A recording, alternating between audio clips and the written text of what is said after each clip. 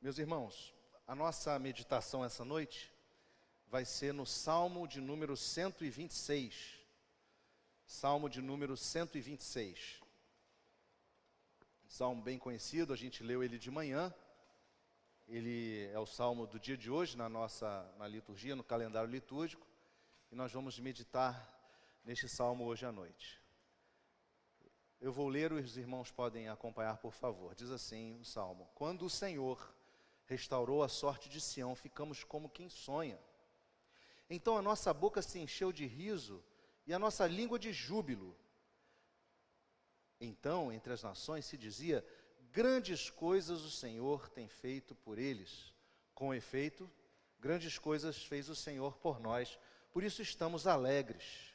Restaura, Senhor, a nossa sorte como as torrentes no Neguebe.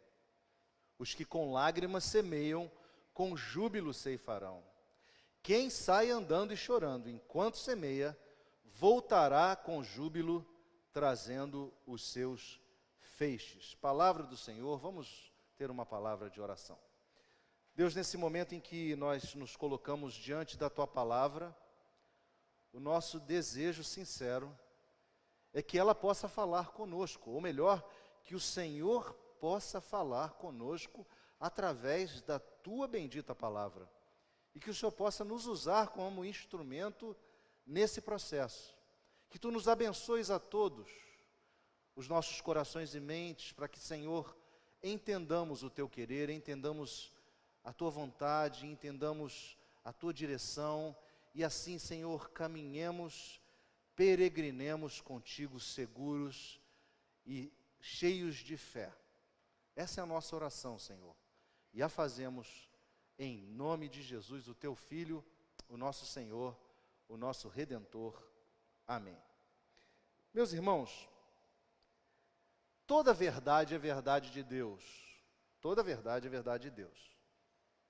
E a verdade se manifesta muitas vezes através da cultura, através de insights, frutos do que chamamos na teologia de graça comum. Deus, a partir da sua graça, alcança algumas pessoas e traz insights verdadeiros. E um desses insights, na minha opinião, aconteceu com um músico muito conhecido, e eu queria ver se a gente consegue projetar a música dele. Está preparada aí para projetar? Júlia? Não deu. Pois bem, esse músico vocês devem conhecer, é o Bob Dylan. O Bob Dylan é um músico americano famoso de folk pop, né? o folk basicamente. É um músico que ficou muito conhecido quando em 63 lançou uma canção chamada Blowing in the Wind. Quantos conhecem essa canção? Só para eu ter uma noção aqui de como eu estou dialogando com vocês. Blowing in the Wind. É uma canção, se eu arriscasse, vocês já ouviram cantar, mas ela diz assim: How many roads must a man walk down before you can call him a man? Alguém já deve ter ouvido, né? Pois bem, essa canção, ela ganhou notoriedade por ser uma canção considerada uma canção de protesto, né? E até no sentido, ela até era um pouco uma canção de protesto, porque ela foi cantada em vários eventos que se levantaram, por exemplo, contra o problema da segregação racial nos Estados Unidos, ou o próprio problema da guerra do Vietnã. Essa canção foi cantada por muitas pessoas na década de 60, por muito tempo, e de fato ela tinha um teor assim de reflexão e de protesto. Mas o que me chama a atenção nessa canção são as várias perguntas que ela contém, tá? E como essas perguntas, elas ecoam até os nossos dias, né? Que são perguntas até que podem ser consideradas como retóricas, mas são perguntas que também são respondidas pela própria canção, curiosamente. E eu vou aqui trazer a tradução da letra só para contextualizar. A letra diz assim: quantas estradas um homem deveria percorrer antes que você o chame de homem? Quantos mares uma gaivota deveria voar antes de descansar na areia? Quantos tiros de canhão deveriam ser dados antes de serem para sempre banidos? A resposta, meu amigo, está no soprar do vento.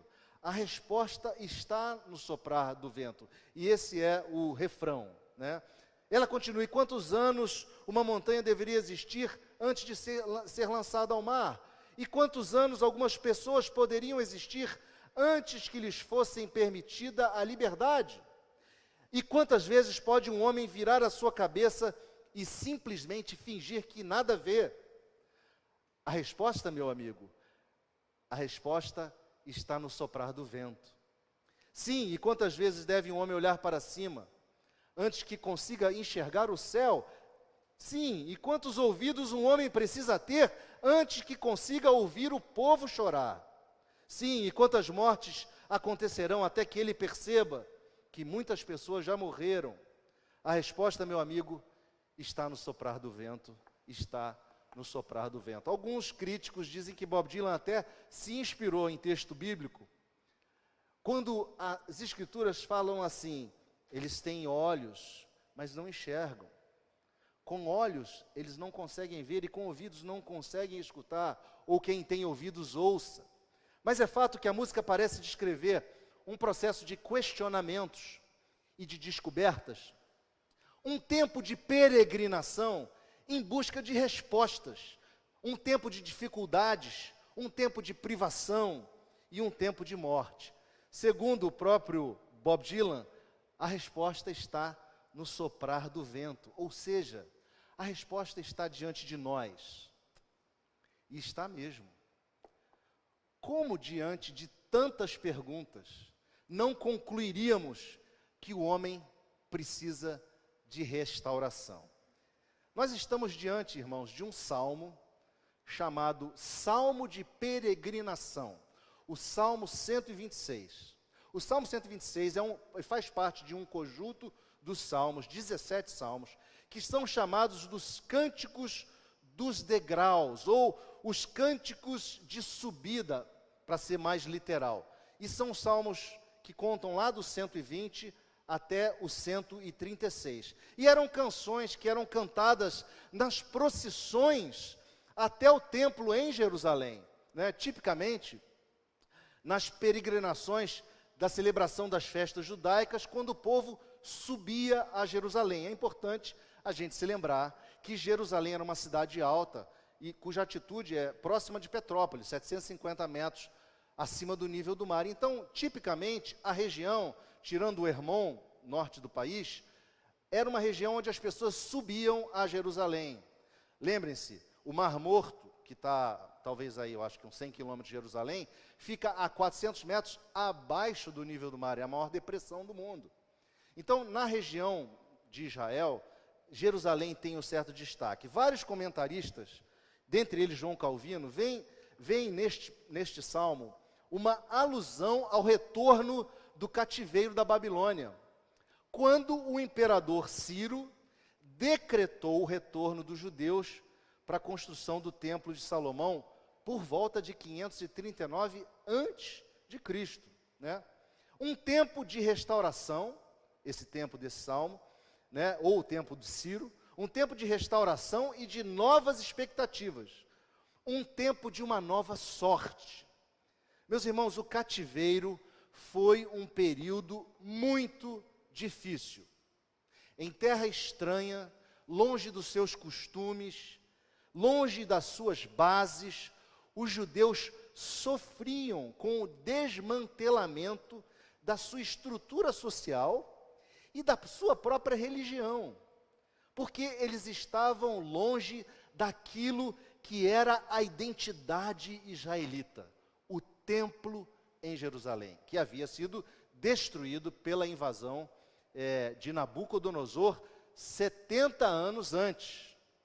Pois bem, o Salmo 137 lança luz sobre essa sensação da alma judaica. Diz lá, o salmo intitulado Saudades da Pátria, diz lá o salmo: às margens dos rios de Babilônia nós nos assentávamos e chorávamos, lembrando-nos de Sião. Nos salgueiros que lá havia, pendurávamos as nossas harpas, pois aqueles que nos levaram cativos nos pediam canções, e os nossos opressores que fôssemos alegres, dizendo: entoai-nos algum dos cânticos de Sião.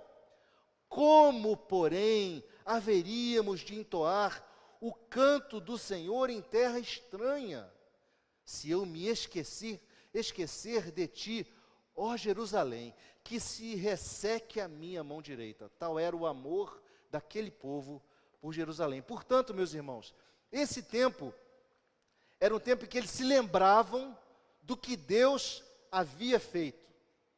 Este salmo fala de um tempo para o qual eles olhavam para trás e se lembravam da manifestação do poder de Deus. E isso era absolutamente chave para a fé daquele povo. Então eu queria propor como tema para a nossa reflexão desta noite a seguinte expressão: peregrinando para a restauração.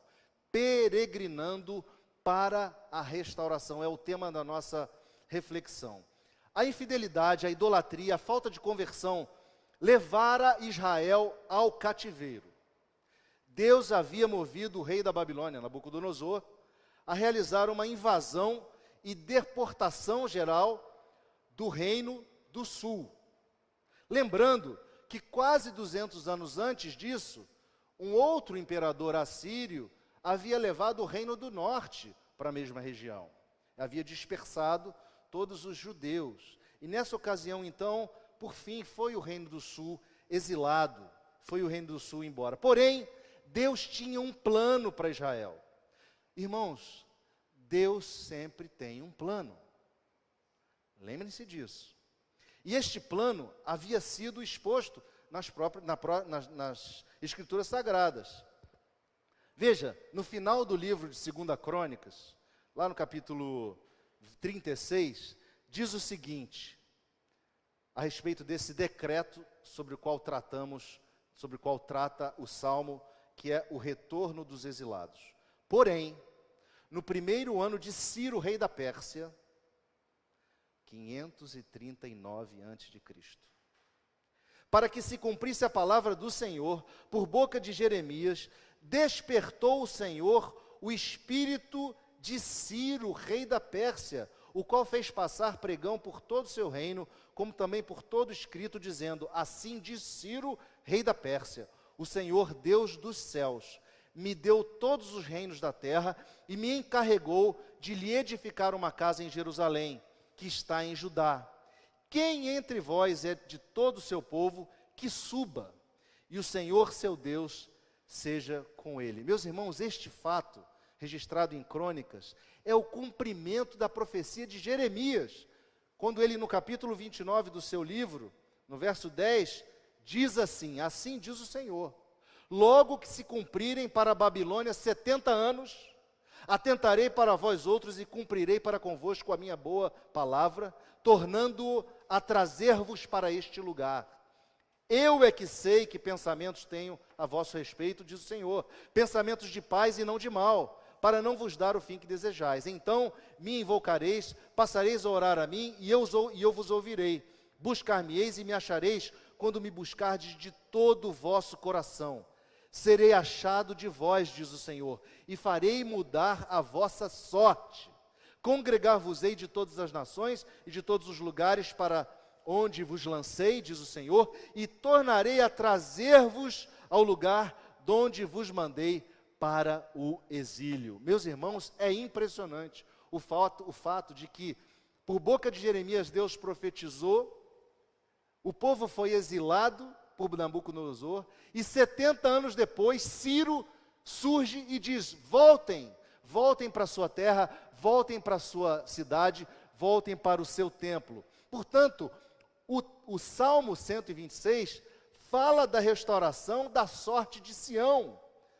Deus, queridos, Deus move pessoas e circunstâncias para restaurar a sorte do seu povo. E Sião é sinônimo de Israel.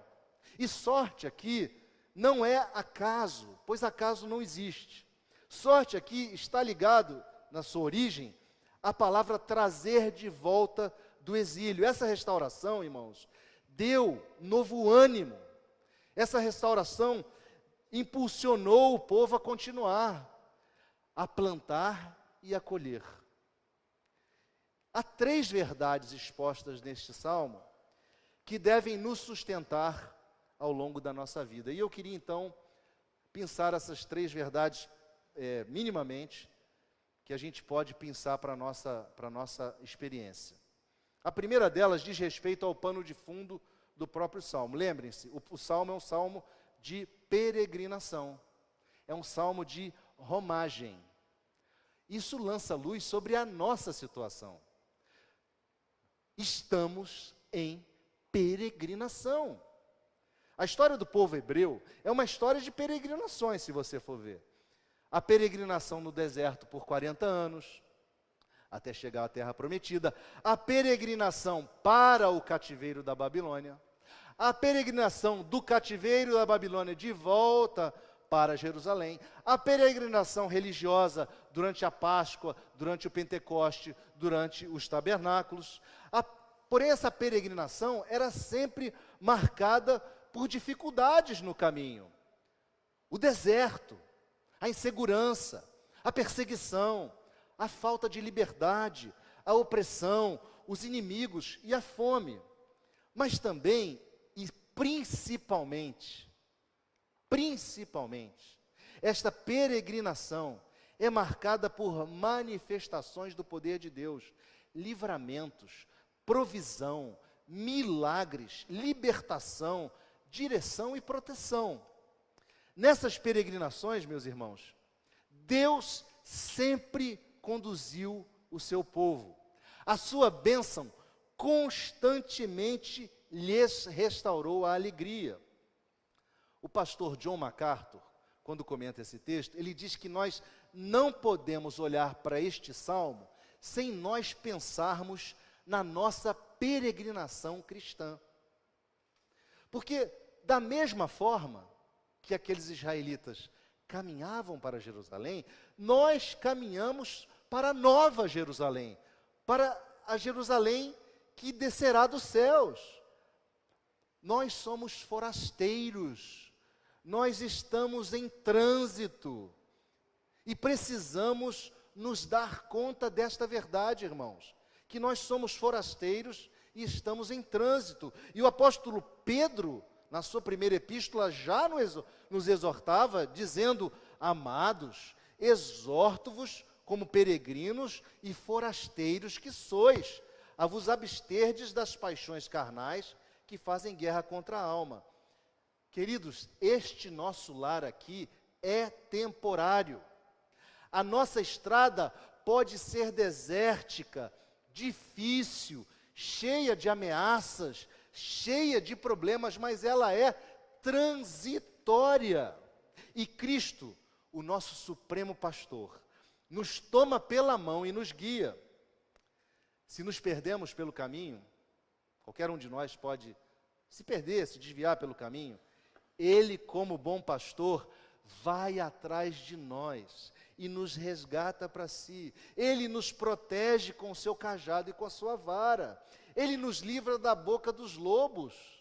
Veja, Jesus, segundo o Evangelho de João, ele disse assim: as minhas ovelhas ouvem a minha voz. Eu as conheço e elas me seguem. Eu lhes dou a vida eterna, jamais perecerão, e ninguém as arrebatará da minha mão. Meus irmãos, que promessa que nos traz segurança. Ninguém, nada pode arrebatar você das mãos de Jesus Cristo. Isso é uma verdade tremenda a respeito da qualidade da nossa peregrinação. Porque ainda que estejamos em peregrinação, nenhuma circunstância pode nos arrancar, pode nos arrebatar da mão do Senhor. Nesta peregrinação, você e eu estamos seguros em Cristo. Não importa o momento, se é de tempestade, se é de bonança. O fim da história nós já sabemos, e o nosso barco vai chegar em segurança. Mas há uma outra verdade exposta nesse salmo, que é o seguinte: na peregrinação, Deus nos assiste com a sua providência. Na peregrinação, Deus nos assiste com sua providência. Meus irmãos, essa peregrinação, ela é marcada pela ação de Deus na restauração. Deus tratou Israel no tempo do cativeiro. E no tempo certo, Ele usou o rei da Pérsia para cumprir os seus propósitos, os seus desígnios. Nós vemos que, por boca do profeta Isaías, Deus já havia instruído o povo mais de 150 anos antes do evento da Babilônia, da deportação feita por Nabucodonosor, de que haveria alguém que se levantaria para restaurar. Isaías 44, verso 28, diz assim: Ciro, deu nome, ele é o meu pastor e cumprirá tudo o que me apraz. Que digo também de Jerusalém, será edificada, e do templo será fundado. E assim o Senhor, ao seu ungido, a Ciro, assim diz o Senhor ao seu ungido, a Ciro, a quem tomo pela mão direita, para abater as nações ante a sua face, e para descingir os lombos dos reis, e para abrir diante dele as portas que não se fecharão.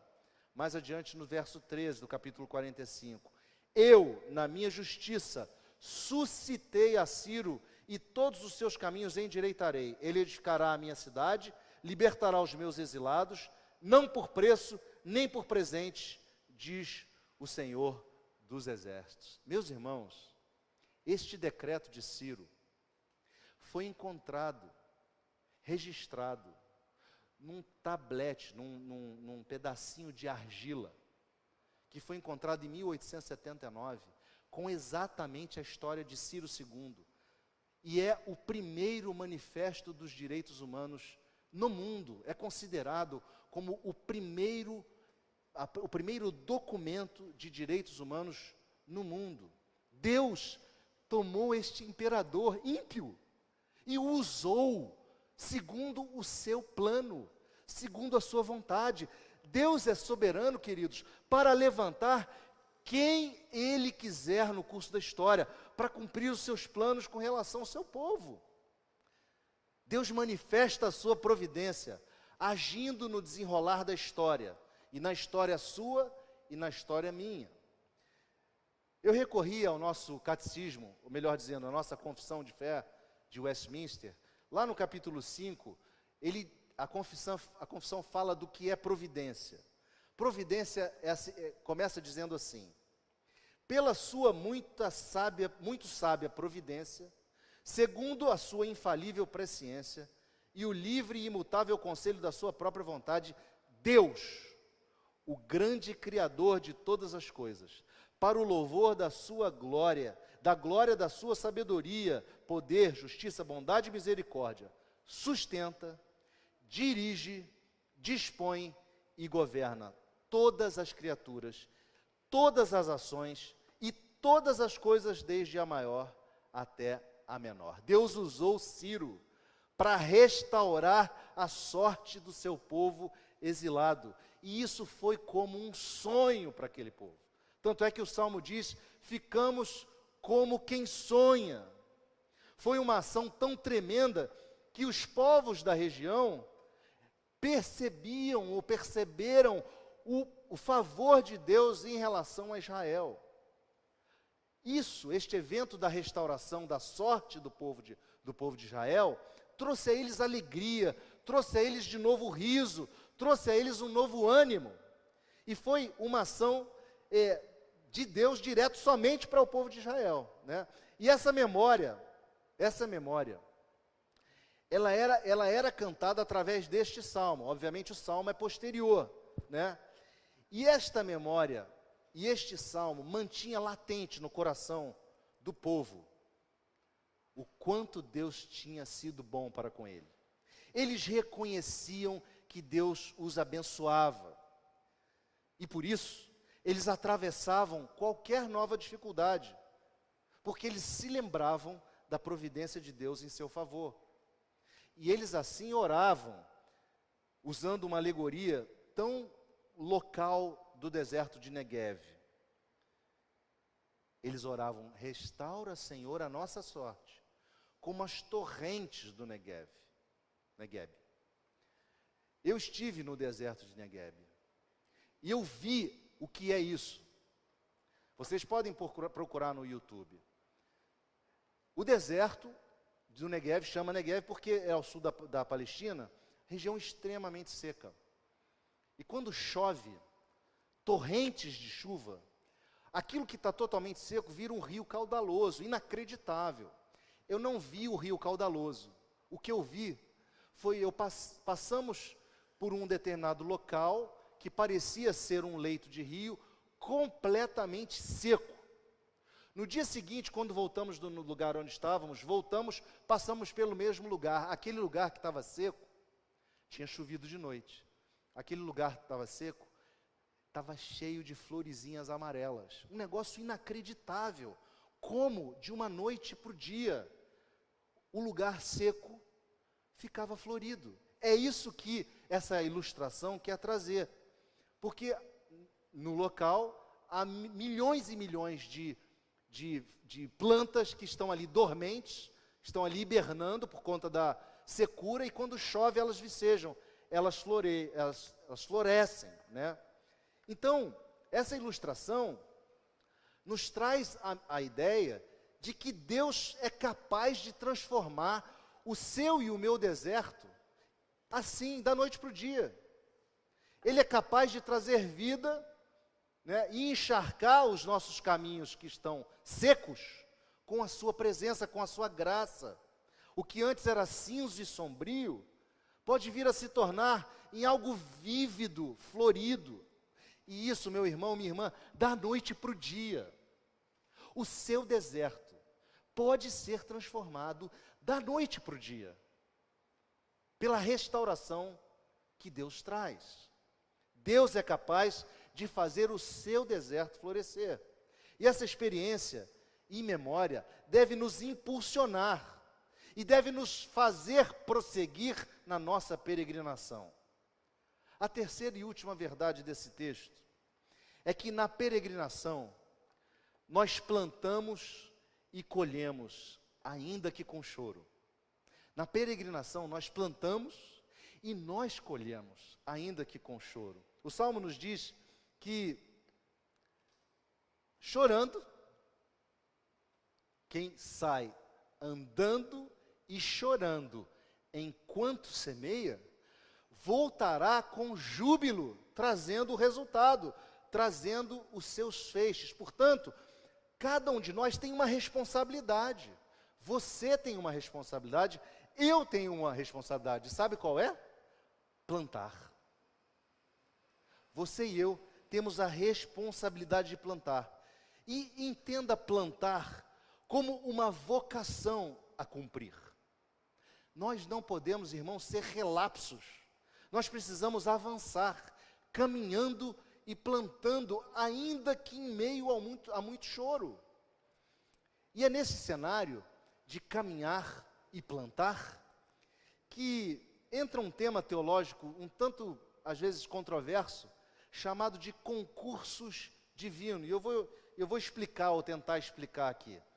Segundo Berkhof, que é um teólogo sistemático, ele diz que concursos é a cooperação do poder divino com os poderes subordinados, de acordo com as leis pré-estabelecidas para sua operação, fazendo-as atuar. Ou seja, uma outra explicação, concursos é o suporte contínuo de Deus para a operação de todas as causas secundárias, para o cumprimento dos seus santos propósitos.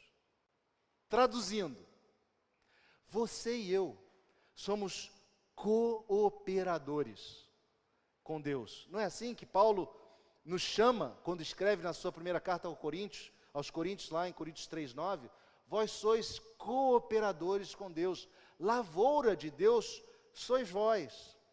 Queridos, nós temos a responsabilidade de agentes de Deus. Não lance a sua responsabilidade sobre outra pessoa. Nós, cada um de nós tem a responsabilidade de plantar, de agir. Por quê? Porque é o próprio Deus que nos energiza. É o próprio Deus que nos capacita, é o próprio Deus que nos dá autoridade e poder para esse fim.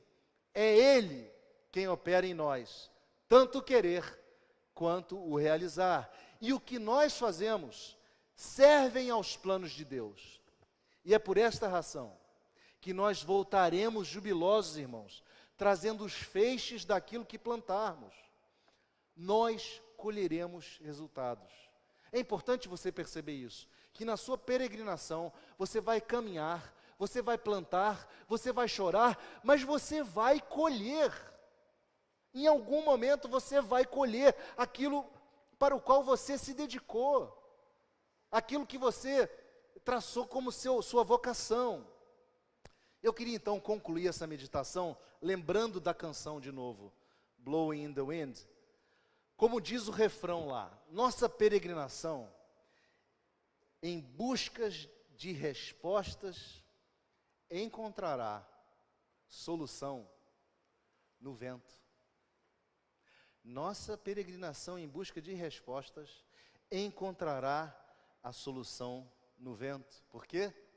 Porque Deus, através do sopro do seu Espírito Santo, há de nos guiar, há de nos conduzir nessa peregrinação, há de esclarecer as nossas dúvidas, clarear as nossas mentes.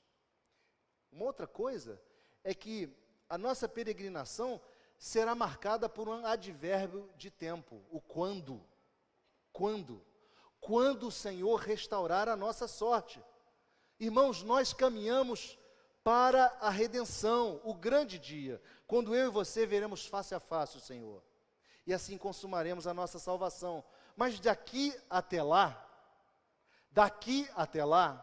o Senhor, pode ser que o Senhor nos faça caminhar por desertos, para tratar você e tratar a mim, para trabalhar os nossos corações, para que nós possamos confiar cada vez mais nele, para que possamos aprender a sermos fiéis a ele, para que possamos entender o que significa pertencer a ele. Pode ser que o Senhor faça isso, nos faça passar pelos desertos, e para restaurar a nossa sorte, ele entra e transforma qualquer situação. É assim, queridos, que